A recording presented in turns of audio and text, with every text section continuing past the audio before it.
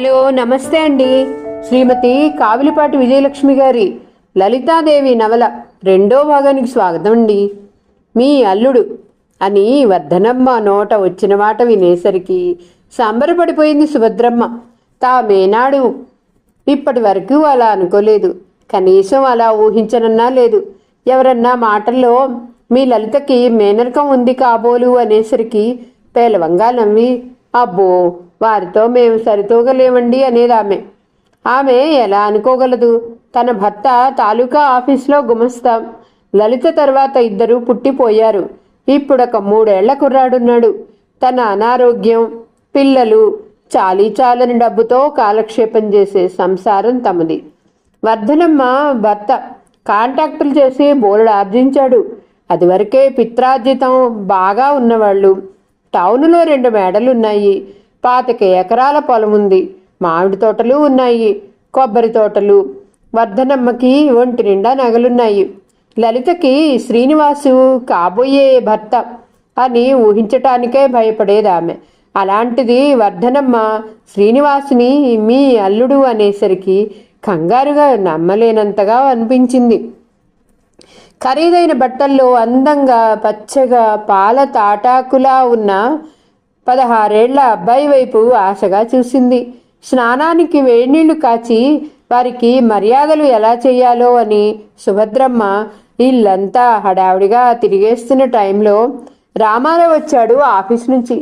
ఏమిటో ఈ వర్ధనం, ఉరుములేని మెరుపులా వచ్చావు?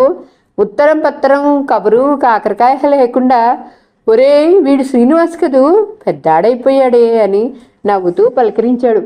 2 రోజులు విందులు మర్యాదలు హడావుడిగా దొర్లాయి. శ్రీనివాసు లలిత ఇంకా చిన్నపిల్లలు కనుక పెద్దగా సిగ్గు అభినయించకుండా స్వేచ్ఛగా మాట్లాడుకుంటున్నారు. నువ్వేం చదువుతున్నావు శ్రీనివాస్? లలితే మొదట మాటలు కలిపింది. నువ్వు ఎదురు ప్రశ్న వేశాడు శ్రీనివాస్. 3rd ఫారం అంది లలిత. నేను స్కూల్ ఫైనల్ అన్నాడు అతడు. అలా మీ ఊరెలా ఉంటుంది, ఫలానా నవల చదివావా అని ఇంకెన్నెన్నో కబుర్లు చెప్పుకున్నారు. ప్లీడర్ కూతురికి కావలసినంత టెక్కు, గర్వం, షోకు. లలితకైతే గర్వం లేదు, సరదాగా మాట్లాడుతుంది. మామయ్య గారింటో సరదాగా తమ ఇంట్లో ఉన్నట్టే ఉంటుంది. ప్లీడర్ గారింటో కూర్చుంటే జైల్లో పెట్టినట్టుంటుంది.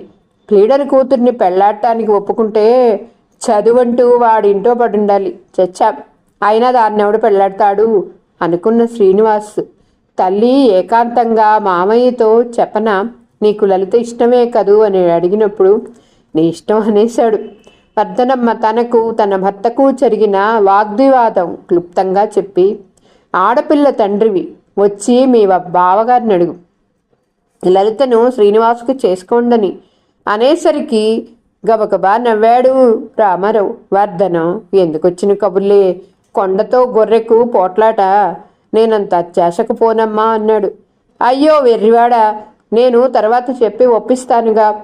పై పిల్లలు కోడలిగా తెచ్చుకుంటే అన్న కూతురు లాంటిది అవుతుందా నాకు? నువ్వు పెద్దగా కట్న కానుకలు ఇవ్వలేవని ఆయనకు తెలుసు. వచ్చి అడుగు, ఊకొట్టిన వెంటనే నిశ్చయితాంబలం ఇచ్చేయి అన్నది వర్ధనమ్మ. కట్నం కానుక ఇవ్వలేని వాడిని. బావా, మా పిల్లను మీ కడుపులో వేసుకోండని వెళ్ళి అడగవలసిన మాట. అది లేదు, చెల్లెలు చెబుతుంటే అలా సందేహిస్తారేమిటి అని.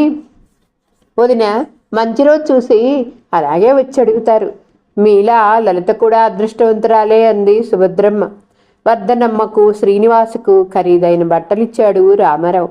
వెళ్ళబోతున్న వర్ధనమ్మకు, వదిన, మీ మనసు మార్చుకోకండి, మాకు ఉన్నంతలో మీ అబ్బాయికి ముద్దుముచ్చట్లు జరిపిస్తామని మరీ చెప్పింది సుభద్రమ్మ. అప్పుడే పెళ్లి గొడవ, చాదస్తం, వీళ్ళ మాటలకి ఏమిటి కానీ మళ్ళీ నువ్వెప్పుడొస్తావు శ్రీనివాస్ అని అడిగింది లలిత. ఈ వారం రోజుల్లో అతని దగ్గర ఏర్పడిన చనువుతో. రామారావుతో సహా అందరూ నవ్వేశారు. ఉసేవ్, చాదస్తం, వీళ్ల మాటలకి ఏమిటంటున్నావు? మేమన్నీ ఏర్పాట్లు చేసుకున్నాక మా వాడు నచ్చలేదంటావేమిటే అన్నది వర్ధనమ్మ లలిత చెవి మృదువుగా మెలేస్తూ. అలా అన్నను కానీ బాబోయ్, నా చెవి వదిలేయంది లలిత. పండగలకి శ్రీనివాస్ ఇక్కడికి వస్తూ ఉంటాడు. స్కూలుకి సెలవులు ఇచ్చినప్పుడు నువ్వు అక్కడికి వచ్చేస్తుండాలి అంది వర్ధనమ్మ లలితను దగ్గరకు తీసుకుంటూ. మీ మాట ప్రకారమే అన్నీ జరుగుతాయిలేండి వదిన అన్నది సుభద్రమ్మ నవ్వుకుంటూ సంతోషంగా. వర్ధనమ్మ చెప్పిన మాటలన్నీ విని మౌనంగా విసురుగా లేచి అవతలికి వెళ్ళిపోయాడు రాఘవయ్య. మామిడి తోటలో ఓ చెట్టు కింద పడుకొని సీరియస్గా డిటెక్టివ్ నవల్ చదువుతున్న శ్రీనివాస్ క్రాఫ్ పట్టి లేవనెత్తుతూ, అమ్మకి ఏమిటి చెప్పావురా అన్నాడు రాఘవయ్య జేవురించిన ముఖంతో కోపంతో. నిప్పులు కురిసే కళ్ళతో శ్రీనివాస్ వైపు చూస్తూ, నేనేం చెప్పాను నాన్న అన్నాడు శ్రీనివాస్ భయకంపిత స్వరంతో. ఏం చెప్పావా? లలిత నచ్చిందని చెప్పావట, గుంట వెధవ. నిండా 16 ఏళ్ళు లేవు, పెళ్ళి పిల్ల నచ్చటం నచ్చకపోవటం అన్నీ తెలిసాయిరా నీకు వెధవ. నీకు పెళ్లి కావాలిట్రా అంటూ అతని వీపు మీద బాధేశాడు. అలా బొత్తిగా చిన్న కుర్రాడిని కొట్టినట్టు కొట్టి తిడుతున్న తండ్రిని చూసి కోపం వచ్చిన శ్రీనివాసు తండ్రి చేతిలో ఉన్న చొక్కా విసురుగా విడిపించుకొని లేచి నించుని, నేను పెళ్లి కావాలని మీ దగ్గర ఏడ్చానా? అయినా మీ ప్లేడర్ని కూతుర్ని నేను పెళ్లాడను, నా ఇష్టం, ఎప్పుడైనా నేను లలితనే చేసుకుంటాను అని గబగబా ఇంటి ముఖం పట్టాడు. ఇలా ఒకసారి కొడుకు ఎదురు తిరిగేసరికి దిగ్భ్రాంతుడైపోయాడు రాఘవయ్య. కొన్ని క్షణాల తర్వాత తేరుకొని, ఇప్పటి కాలపు పిల్లలు చెప్పినట్టు వినరు అని బరువుగా నిట్టూర్చి కొడుకు వెనకే నడవసాగాడు. తొండ ముదిరి ఊసరం వెళ్ళయిందట, లలితనే చేసుకుంటాట. కుర్ర వెధవని చేసి వాడికి ఏదో నూరిపోశారు మీరంతా. కానీ నేను చేద్దామంటే మాత్రం వాడికి అదృష్టం పట్టద్దు. దరిద్రగొట్టు వెధవ సంబంధం చేసుకుంటాట, వెధవ సంబంధం, వెధవ సాంప్రదాయం అని కసిగా తిట్టాడు రాఘవయ్య ఇంటికొచ్చి కాళ్ళు కడుక్కుంటూ. ఎందుకలా అనవసరంగా నోరు పారేసుకుంటారు? ఎలాంటి సాంప్రదాయమో దరిద్రగొట్టు సంబంధమో. తండ్రి ఏ ఇంటి పిల్ల మెడలో తాళి కట్టి తెచ్చుకొని ఇంత వాడయ్యాడో. మళ్ళీ కొడుకు ఆ ఇంటి పిల్లనే కోరుకున్నాడు అంది గొణికినట్టు అన్నది వర్ధనమ్మ. నిన్ను కట్టుకోకముందు అడుక్కు తినేవాడినా అని రెచ్చిపోయి ఇష్టం వచ్చినట్టు భార్యని కొడుకుని తిట్టి తనను తాను తిట్టుకుని మీ పిల్లను మా వాడు చేసుకోనన్నాడు, క్షమించండి అని ప్లీడర్ గారికి ఉత్తరం రాసి పారేశాడు ఆ వేడిలో రాఘవయ్య. ఆ సంగతి తెలుసుకున్న వర్ధనమ్మ తండ్రి ఏడుకొండలవాడా అని మనసారా భగవంతుణ్ణి ప్రార్థించి తేలిగ్గా నిట్టూర్చింది. ఆ రాత్రి భోజనం చేయలేదు శ్రీనివాస్. అతన్ని బతిమాలపోయిన తల్లి దగ్గర నాతో చదివిన వాళ్ళంతా హాయిగా ఇంకా పైకి చదువుదామని గొడవలు ఉంటే నా పాపం ఏమిటి? ఆ అమ్మాయిని పెళ్లాడతావా, దీన్ని పెళ్లాడతావా అని వేధించి చంపుతున్నారు అని వెక్కి వెక్కి ఏడ్చాడు శ్రీనివాస్. అది కాదు బాబు, కళ్ళు తుడుచుకో. మీ నాన్న తెచ్చిన ఆ పొగరమూత సంబంధం ఎలా తప్పించాలా అని ఆలోచించి లలితని నీకు చెయ్యాలని పట్టుబడ్డాను అంతే. పెద్దవాడివయ్యాక నీకు ఇష్టమైతే లలితం చేసుకుందువు, లేకపోతే లేదు. నాన్నగారి ఉద్దేశం ఏమిటో తెలుసా? నిన్నిప్పుడు ఎఫ్ఏలో జాయిన్ చేసి వారింట్లో నిన్ను ఉంచాలని. తప్పిపోయిందిగా, ఇప్పుడు హాయిగా నీ మానాన్న నువ్వు చదువుకుంటావు అనునయంగా చెప్పింది వర్ధనమ్మ. పిల్లిల చెల్లెల గారింటో అడుగుపెట్టిన రామారావుని పురుగును చూసినట్టు చూశాడు రాఘవయ్య. బావా కులాసానా అని నవ్వుతూ మొదట రామారావే పలకరించాడు. మీ దయవల్ల అన్నాడు వ్యంగ్యంగా నవ్వుతూ రాఘవయ్య. తర్వాత రామారావు మాట్లాడేందుకు అవకాశం ఇవ్వకుండా ఏదో పని కల్పించుకొని తిరగసాగాడు. 2 రోజుల తర్వాత రాత్రి 10 గంటల వేళ భోంచేసి నిద్రకు ఉపక్రమించే రాఘవయ్య దగ్గర చనువుగా ప్రవేశించి, మీతో ఓ మంచి మాట మాట్లాడాలని వచ్చాను. మీకు పాపం ఇంట్లో నిలబట్టానికే తీరిక ఉండటం లేదు. నాకు మరి సెలవు లేదు, రేపు వెళ్ళిపోవాలి అంటూ రాఘవయ్య ఎదుట గోడకి నేలకి చేరబడి చతికిలబడ్డాడు రామారావు. గోవింద వరదరాజులా ఒత్తిగిలి తల కింద చేయి పెట్టి పడుకున్న రాఘవయ్య, అరే అలా కింద కూర్చుండిపోయారేమిటి? కుర్చీ మీద కూర్చుండి, ఏమిటా మంచి మాట అని నవ్వుతూ లేచి నించున్నాడు. శ్రీనివాస్కి లలితను చేసుకోవాలి, చెల్లెమ్మతో చెబితే అది మీ బావనడుగు, అంతా ఆయన ఇష్టమే అంది. ఏదో పేదవాడిని నేను, పెద్ద కట్నాలు ఇచ్చి మీతో సరితూగేవాడిని కాననుకోండి. అబ్బే వాడికి ఇప్పుడే పెళ్ళేమిటి, 25 ఏళ్ళు వస్తాయి గాని బావగారు, వాడి పెళ్ళి సంగతి నేను ఎత్తదలుచుకోలేదు అన్నాడు గలగలా నవ్వేస్తూ రాఘవయ్య. చెల్లెలేదో సంబంధం నిశ్చయం చేస్తున్నాడని చెప్పింది. ఇతను 25 ఏళ్ళు వచ్చేదాకా వాడి పెళ్లి సంగతి ఎత్తదలుచుకోలేదంటున్నాడు. ఏమిటో ఇప్పుడు ఏమిటి మాట్లాడాలో బోధపడక కొంచెం సేపు మౌనంగా ఉండిపోయి, ఎంతైనా సాధారణంగా గుమస్తా బుర్ర తెలివిగా పనిచేస్తుంది గనక 25 ఏళ్ళు కాదు 30 ఏళ్ళు వచ్చేదాకా చెయ్యండి, కాదన్ను. శ్రీనివాసుకి లలితనిస్తాను, మరి చేసుకోక తప్పదు. వచ్చే నెలలో మంచి ముహూర్తం ఉంది, నిశ్చయం చేసుకుందాం అన్నాడు. బాగుంది. నిశ్చయం చేసుకోవడానికి ఇదేమన్నా పై సంబంధమా? మేనత్త కొడుకు. పిల్లలు కాస్త ఎదిగి ప్రాజ్ఞులయ్యాక వాళ్ళు ఇష్టపడితే అలాగే చేద్దాం. దానికోసం పరిగెత్తుకొచ్చారా అని మళ్ళీ నవ్వి, చిన్నపిల్లలకు పెళ్లిళ్ళు చేస్తే ఎందరు ఆడపిల్లలు మొగుళ్ళను వదిలేసి పారిపోయారో, ఎందరు మగపిల్లలు మళ్ళీ పెళ్లి చేసుకున్నారో కల్పించి 4 పిట్ట కథలు చెప్పాడు రాఘవయ్య. అతని మాటలు నిజమని ఒప్పుకోక తప్పలేదు రామారావుకి. సరే అనుకున్నాం కనుక ఈవేళ మాట ఖాయం. ఉత్తరం రాయటం కానీ వచ్చి పిలవటం కానీ చేస్తుంటాను. పండగలకి మీరంతా వస్తుండాలి, లేదా వాడినన్నా పంపించాలి అని తను వచ్చిన పని అయిపోయినట్లు, బావగారు మరి సెలవు, చీకట్నే బస్సుకి వెళ్ళిపోతున్నాను అని సంతోషంగా నవ్వి నడవలో వర్ధనమ్మ అతని కోసం వేయించిన పక్క దగ్గరికి వెళ్ళిపోయాడు. కాబోయే కోడలికి నగలు చేయించమని, శ్రావణ మంగళవారం నోవు నోయిస్తానని రాఘవయ్యతో చెప్పింది వర్ధనమ్మ. అలా కుదరదని రాఘవయ్య, నేను తప్పక లలితను తీసుకొస్తాను, మీరు నగలు చేయించకపోతే వీల్లేదని వర్ధనమ్మ 2 రోజులు వాదించుకున్నారు. చివరికి వర్ధనమ్మ మాటే నెగ్గింది. మామూలు బట్టల్లో నగా నట్రా లేని పిల్లని తీసుకొచ్చి భార్య తమ కోడలను అందరికీ చెప్పటం ఇష్టం కాని రాఘవయ్య లలితకు నగలు, ఖరీదైన బట్టలు కొన్నాడు. లలితను పంపించమని ఉత్తరం రాసిన వెంటనే కూతుర్ని తీసుకొచ్చి దిగబెట్టాడు రామారావు. ఆ వేళ శ్రావణ మంగళవారం. పసుపు పూసిన గుమ్మాలు, మామిడాకుల తోరణాలు, వచ్చిపోయే ముత్తైదువులు. ఇంట్లో 14 ఏళ్ల పిల్ల తిరుగుతుంటే ఇల్లు కళకళలాడుతుంది అనుకున్నాడు అతను.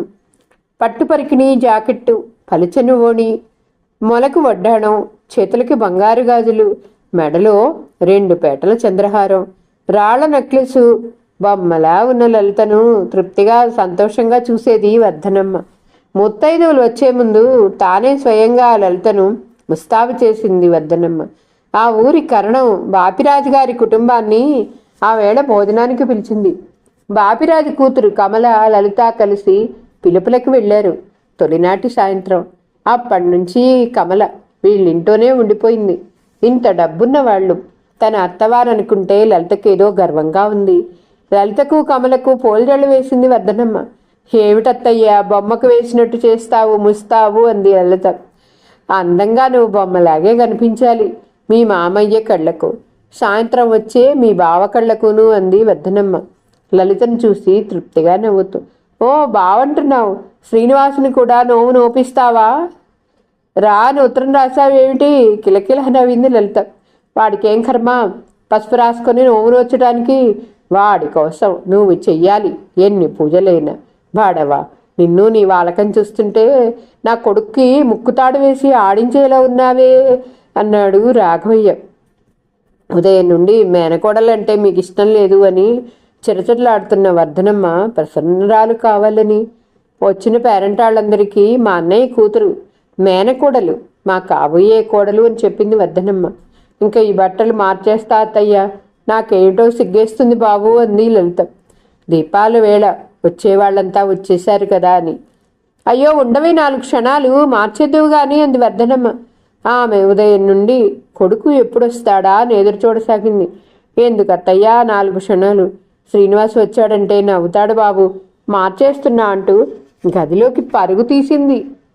వసేవ్, ఇంకా రెవెన్యూ ఇన్స్పెక్టర్ గారి భార్య రాలేదు, వస్తుందేమో ఉండవే అంది వర్ధనమ్మ. నా కుక్కగా ఉంది బాబు, మార్చేస్తున్నా అంది లలిత.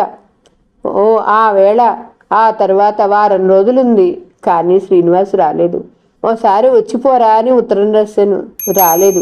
నా మాటంటే ఎవరికి గౌరవం లేండి అని విసవిసలాడి బాధపడిపోయింది వర్ధనమ్మ.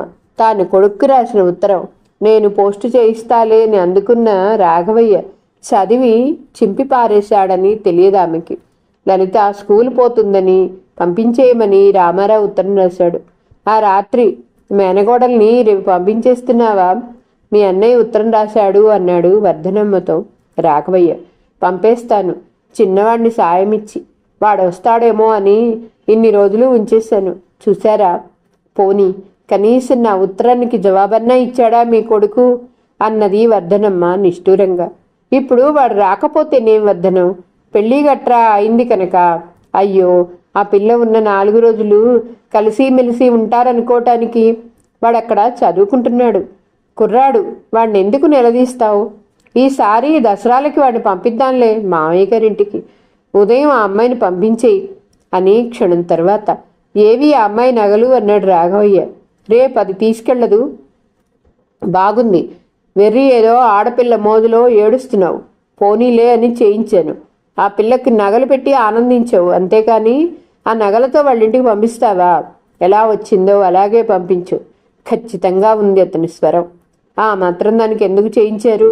అదేం పైపిల్ల, సరదాగా పెట్టుకుంటుంది. మీ అన్నయ్య అమ్ముకు తింటాడు. ఏవి ఇలా పట్రా ముందు. రాఘవయ్య గొంతు కరుకుగా ధ్వనించింది. అతను డబ్బు దగ్గర మాత్రం నిక్కచ్చి మనిషి. 10 రూపాయల ఆదాయం ఉందనుకుంటే గాని రూపాయి ఖర్చు చేయడు. అలాంటిది 25 తులాల బంగారం వదిలిపెడతాడా? మీ అన్నయ్య అమ్ముకు తింటాడు అన్నమాట వర్ధనమ్మ హృదయాన్ని గాయపరిచింది. నగలు, లలితకు కుట్టించిన బట్టలు తెచ్చి విసురుగా రాఘవయ్య వద్ద పెట్టేస్తూ, భద్రపరచుకోండి అన్నది రుద్ర స్వరంతో. అతను నగలు బీరువా తెరిచి భద్రపరిచి తాళం తీశాడు. బట్టలు పరుపు కింద పెట్టి ఆ పరుపుపై పడుకున్నాడు గోడవైపు తిరిగి. ఉదయం 8 గంటల బస్సుకి ప్రయాణం అయింది లలిత. లలితతో వర్ధనమ్మ రెండవ కొడుకు వేణు సాయంగా బయలుదేరాడు. వెళ్ళి మీ మామయ్యకి చెప్పేసిరా అంది వర్ధనమ్మ. రాఘవయ్య పాదాలకు వంగి నమస్కరించి, వెళ్ళొస్తా మామయ్య అంది లలిత. వెళ్ళిపోతున్న లలితను వెనక్కి పిలిచి, అమ్మాయి బట్టలు తీసుకెళ్ళు అని లలిత చేతికి పరుపు కింద ఉన్న బట్టలు తీసి ఇచ్చేస్తూ, మీ అత్తయ్యకు శ్రీనివాస్ రాలేదని కోపంగా ఉంది, ఈ బట్టలు నీకు ఇవ్వనంది అని చాదస్తపు మనిషి. ఈ బట్టలు ఇంత ఖరీదు పెట్టి కుట్టించినవి, అది కట్టుకుంటుందా? నేను కట్టుకుంటానా అన్నాడు రాఘవయ్య. వర్ధనమ్మకి తనకి బట్టలు ఇవ్వటం ఇష్టం కాదు, ఇతను తీసుకెళ్ళమంటున్నాడు. ఏమిటి చేయాలో తెలియక లలిత ఆ బట్టలు పట్టుకొని వంట ఇంట్లో ఉన్న వర్ధనమ్మ దగ్గరికి వచ్చి నిల్చుంది. ఏమే, బస్సు తప్పిపోతుంది, ఇంకా వెళ్ళలేదు, అవెందుకు తెచ్చావు అంది వర్ధనమ్మ లలిత వైపే చూస్తూ. అదేమిటత్తయ్యా, నీకు శ్రీనివాస మీద కోపమైతే నాకు ఆ బట్టలు ఇవ్వటం వద్దనటం లేక నా మీద కోపంగా ఉందా అంది నవ్వుతూ. ఎవరన్నారే అలా? ఆమె బుగ్గలు నొక్కుకుంది. మామయ్య బట్టలు తీసుకెళ్ళమంటున్నారు. అయితే తీసుకువెళ్ళు, దసరా ముందొచ్చి నాన్నని పిలవమను, నిశ్చయితాంబూలం ఇచ్చేయమను అని నెమ్మదిగా చెప్పింది వర్ధనమ్మ. అలాగే అన్నట్టు తల ఊపింది లలిత. రామారావు దసరా సెలవులు ఇవ్వగానే చెల్లెలింటికి వెళ్ళాడు. పండగకి మీరంతా మా ఇంటికి రావాలని పిలిచి, వచ్చే నెలలో మంచి ముహూర్తాలున్నాయి, నిశ్చితార్థం చేసేసుకుందాం, ఏమంటారు బావగారు అని అడిగాడు రాఘవయ్యని. అదేమిటండి, ఏదో పై సంబంధం అయినట్లు నిశ్చయితాంబూలం ఇస్తే కానీ మేము మాట నిలబెట్టుకోలేని వాళ్ళమైనట్టు మాట్లాడతారు. పెళ్ళే చేసేద్దాం, మరో 2 ఏళ్ళు పోనివ్వండి. ఇదిగో పండగ పబ్బం, అల్లుడిని తీసుకెళ్తామన్నారు, సరే తీసుకెళ్ళండి, మీ వేడుకలు జరిపించుకోండి అన్నాడు తేలిగ్గా నవ్విస్తూ. రాఘవయ్య మరేం మాట్లాడలేకపోయాడు. రామారావు పెళ్లి చేయటానికి ఇంకా 2 ఏళ్ళు టైం ఉందన్నారు కనుక లలితకు చేయించిన నగలు ఇచ్చేద్దాం, పిల్ల ఎదిగిపోయింది, గాజులు చిన్నవైపోతాయి. ఒకవేళ ఆ నగలు మా అన్నయ్య అమ్ముకు తింటే ఆ సంబంధం చేసుకోవటం కాదు కదా, జన్మలో ఇక వారి ముఖం చూడను అంటూనే బీరువా తాళాలు తీసి లలితకు చేయించిన నగలు ప్రయాణం రోజున పెట్టెలో పెట్టుకుంది వర్ధనమ్మ. వీధిలో రిక్షా దిగుతూనే కుమ్మల్లో నించున్న లలితను చిరునవ్వుతో పలకరించాడు శ్రీనివాస్. పండగ రోజున వర్ధనమ్మ తెచ్చిన పట్టుబట్టలు కట్టుకుని నగలన్నీ పెట్టుకుంది లలిత. ఆ అలంకరణ చూసి కొంటెగా వెక్కిరింతగా నవ్వాడు శ్రీనివాస్. మీ అమ్మ నాకు ఇచ్చింది ఈ నగలు బట్టలు, ఆ వేళ నీకోసం నువ్వు వస్తావని అత్తయ్య నేను ఎంతగా ఎదురు చూశాము, నాకు భలే కోపం వచ్చింది అంది లలిత. ఆ వేళంటే ఎప్పుడు కొంటెగా నవ్వాడు. శ్రావణ మాసంలో మీ ఇంటికి నేను వచ్చినప్పుడు నువ్వు పెద్ద చదివేస్తున్నట్టు రానే లేదు. అసలు నువ్వు మా ఇంటికి వచ్చినప్పుడు మాట్లాడకూడదు అనుకున్నాను, మరెందుకు మాట్లాడుతున్నావు? కనుబొమ్మలు ఎగరేసి నవ్వాడు చిలిపిగా. నువ్వే వస్తూనే నా వైపు చూసి నవ్వావు. ముందు మాట్లాడింది నువ్వే. ఆమె అక్కడి నుంచి వెళ్ళిపోబోయింది. ఇదిగో నిన్నే, చూడు నిన్నే అన్నాడు శ్రీనివాస్ గట్టిగా. అదేమిట్రా శ్రీనివాసు, ఇదిగో నిన్నే చూడు అంటావు దాన్ని? లలిత అని పిలవక అంది వర్ధనమ్మ. అదేమిటో దాన్ని లలిత అని పిలవడానికి సిగ్గా అడిగింది సుభద్రమ్మ. రామారావుతో సహా అందరూ నవ్వారా సారి. దానికి పేరు లేదేమిట్రా అలా పిలుస్తావు అంది మళ్ళీ వర్ధనమ్మ. రోషం వచ్చిన శ్రీనివాస్, అసలు నాకు ఆ పేరు నచ్చనే లేదు అనేశాడు టక్కున.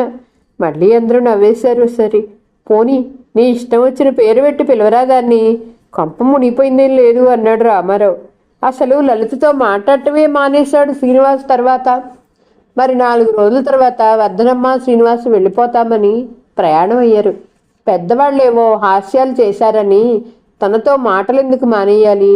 తానేం చేసింది? శ్రీనివాసును అడగాలనుకుంది. కానీ లలితకు అవకాశం ఇవ్వలేదు శ్రీనివాస్ వీధిలో రిక్షా ఎక్కి గుమ్మం వైపు చూశాడు. నీళ్లు నిండిన కళ్ళతో లలిత తన వైపే చూడటం గమనించి కలవరపడ్డాడు. వెంటనే చిన్నగా నవ్వుతూ చెయ్యి ఊపాడు. గబగబా కళ్ళు తుడుచుకుని నవ్వింది లలిత. వాడికి చదువు సంధ్య సాగేట్టలేదు. పండగలు, అత్తవారింటికి రాకపోకలు. అసలు నువ్వు వాడిని బాగుపడినవు అంటూ చిందులు తొక్కి భార్యపై చిరచిరలాడాడు రాఘవయ్య. ముందు వెళ్ళమని, తర్వాత ఈ మాటలేమిటి? మనసులో ఒకటి పైకొకటి అంటూ ఆమె కూడా ఏవేవో అంది. అదే పనిగా 1 వారం రోజులు సాధించాడు రాఘవయ్య. భార్య కొడుకుని పాడు చేస్తుందని, అతనిక చదువుకోనీడని అతని ధోరణికి నొచ్చుకున్న వర్ధనమ్మ ఈసారి వాడిని తీసుకుని మా ఇంటికి వెళితే ఒట్టు అని ఏడ్చేసింది. తనకు అనుకున్న కార్యం సాధించినట్లు తృప్తిగా నిట్టూర్చి, నిన్ను మీ వాళ్ళింటికి వెళ్ళవద్దా నాన్న వర్ధనం? పోతే చిన్న కుర్రాడు, ఇప్పటి నుంచి పెళ్ళని భార్యని అంటూ ప్రేమలో పడి చదువు అశ్రద్ధ చేస్తాడని అన్నాను. ఆ మాత్రం దానికి ఒట్టు వేసుకుని కంటతడి పెట్టాలా అన్నాడు మందలింపుగా రాఘవయ్య. ఒంట్లో బాగుండలేదనో, ఇప్పుడెందుకు మరోసారి వెళ్ళొచ్చు అనో, శ్రీనివాస్ ఇప్పుడు వద్దన్నాడనో ఏదో సాకుతో ప్రయాణం తప్పించుకునేదే కానీ వెళతానని ప్రయాణం అవలేదు. చాటుగా, అన్నయ్య మీ బావ సామాన్యమైన మనిషి కాదు. నా మాట విని నెమ్మదిగా ఆయన్ని ఒప్పించి నిశ్చయం చేసేసుకో. ఇలాంటి రాకపోకలంటావా? ఇప్పటి నుంచి వాడిని చదువు లేకుండా పాడు చేయటానికి అంటున్నారు. మరేమనుకోకు. మేం రాకపోయినా లలితనే పంపిస్తుండు అని చెప్పింది రామారావుకి. ఓసారి అతను పిలుపుకి వచ్చినప్పుడు వర్ధనమ్మ పిలిచి వెళ్ళిపోయే రామారావుతో, అమ్మాయిని అప్పుడప్పుడు పంపిస్తుండండి, నాకు మరేం లేదు, వాడి చదువు పూర్తయ్యేదాకా మరో ఛాస వాడికి కలిగించకూడదని అంతే. అమ్మాయి నగలు జాగ్రత్త సుమండి, బ్యాంకులో అన్నా దాచండి అన్నాడు రాఘవయ్య. శ్రీనివాస్ వచ్చి వెళ్ళిపోయిన తర్వాత లలితను ఒకసారి పంపించండి అని ఉత్తరం రాసేవాడు రాఘవయ్య. అతని మాట ప్రకారం వెంటనే పంపించేశాడు రామారావు. పని పాటలు, తెలివితేటలు, అందం, అణుకువ అన్నీ పరిశీలించేవాడు కాబోయే కోడల్లో రాఘవయ్య. లలిత అదృష్టవంతురాలు. లేకపోతే వర్ధనంతో సంబంధం మనలాంటి వాళ్లకు మాటలా? శ్రీనివాసు చాకులాంటి కుర్రాడు. వాడు తెలివితేటలు, అందం, నిజంగా అలాంటి కుర్రాడు మనకి అల్లుడు కాబోతున్నాడంటే మనం అదృష్టవంతులు అని మురిసిపోయేవారు రామారావు దంపతులు. 2 సంవత్సరాలు దొర్లాయి. శ్రీనివాస్ లలితను చూడకుండా జాగ్రత్త పడ్డాడు రాఘవయ్య. కానీ శ్రీనివాస్ పరీక్ష తప్పనే తప్పాడు. వాడి బుర్రలో ఈ పెళ్ళి అనే మాట పెట్టకపోతే వాడు పాస్ అయి తీరేవాడు. వాడి పరీక్ష పోయిందంటే కారణం నువ్వే అని మరి 4 రోజులు సాధించాడు రాఘవయ్య. విని విని విసిగిపోయిన వర్ధనమ్మ, పోనీలేండి, వ్యవసాయం చేసుకుంటాడు ఇంటి పట్టున ఉండి, చదువు లేకపోయినంత మాత్రాన వాడికి జీవితం వెళ్ళకపోదు అంది రోషంగా. ఎఫ్ఏ పరీక్ష తప్పిన శ్రీనివాస్ ఇంటి దగ్గరే ఉండి మళ్ళీ చదవటం ప్రారంభించాడు. ప్రైవేటుగా చదివి పరీక్షకెళ్ళాలని. ఆ మాఘమాసంలో రాఘవయ్య ఎన్ని అడ్డంకులు పెట్టినా వినకుండా నిశ్చయ తాంబూలాలు జరిపించేశాడు రామారావు. విశాఖపట్నంలో నాకు ఒక ఫ్రెండ్ ఉన్నాడు, రమ్మని ఉత్తరం రాస్తున్నాడు, ఓసారి వెళ్ళొస్తానమ్మా అని అడిగాడు శ్రీనివాస్. వెళ్ళు, అలానే మీ నాన్నకు చెప్పి ఓసారి మామయ్య ఇంటికి వెళ్ళు అంది వర్ధనమ్మ. 4-5 సార్లు అడిగిన మీదట సర్లే వెళ్ళు, తొందరగా వచ్చి అన్నాడు రాఘవయ్య కొడుక్కి కొంత డబ్బిస్తూ. ఇదిగో ఈ చీర జాకెట్టు బట్ట లలితకిచ్చేయి అంటూ ఓ చీర జాకెట్టు గుడ్డ శ్రీనివాస్ పెట్లో పెట్టింది వర్ధనమ్మ. చీరెందుకు? లలిత కట్టుకుంటుందా? ఆశ్చర్యంగా అన్నాడు శ్రీనివాస్. బాగుందిరా, 16 ఏళ్ళు నిండాయి దానికి, చీరలు కట్టుకుంటోంది అన్నట్టు. నువ్వు 3 ఏళ్ళై చూడలేదు కదూ అని నవ్వేసింది ఆవిడ. లలితకి 16 నిండితే తనకు 20 నిండిపోతాయి. ఇప్పుడు ఎలా ఉందో లలిత. తనను చూస్తే సిగ్గుపడుతుందో లేక ఇదివరకట్లా ఫ్రీగా మాట్లాడుతుందో. అప్పుడు పెద్దవాళ్ళేవో హాస్యాలు చేశారనే కోపంతో లలితతో వచ్చే ముందు 4 రోజులు మాట్లాడటం మానేశాడు. కనీసం లలితతో వెళుతున్నానని చెప్పనన్నా లేదు. రిక్షాలో కూర్చుని చూస్తే కళ్ళ నిండా నీళ్లు నింపుకొని తన వైపే చూస్తుంది లలిత. తన మనసు చివుక్కుమంది. వైజాగ్ వెళ్ళి కాలేజీలో జాయిన్ అయ్యాక లలితకి చాలా మార్లు ఉత్తరం రాద్దామనుకున్నాడు. కానీ పెద్దవాళ్ళకి తెలిస్తే ఏమనుకుంటారో, అసలు లలిత జవాబు ఇవ్వదేమో అనే ఊహతో మానేశాడు. తాను చాలా తెలివిగా చదువుతుందని అమ్మ చెప్పింది. ఏం చదువుతుందో అన్నీ మాట్లాడాలి. మామయ్య ఇంటికే వెళ్తాను, ఇంకోసారి ఫ్రెండ్ ఇంటికి వెళ్ళవచ్చు అనుకుని ఉరకలు వేసే ఉత్సాహంతో బయలుదేరాడు శ్రీనివాస్. శ్రీనివాసును చూసిన సుభద్రమ్మ సంబరపడిపోయి, రా, అంతా బాగున్నారా? ఎన్ని గంటలకు బయలుదేరావు అంటూ కుశల ప్రశ్నలు వేస్తూ కాఫీ పలహారం ఇచ్చి ఉచిత మర్యాదలు చేసింది. లలిత కోసం వెతికాయి ఆత్రంగా శ్రీనివాస్ కళ్ళు. పిల్లలే రత్తయ్యా అని అడిగాడు నవ్వి. ఏ పిల్లలోయ్? అదిగో బాబిగాడు చూసావుగా, లలిత స్కూల్కి వెళ్ళింది అందావిడ. ఏం చదువుతుంది అని అడుగుదామనుకుని మళ్ళీ మౌనంగా ఉండిపోయాడు.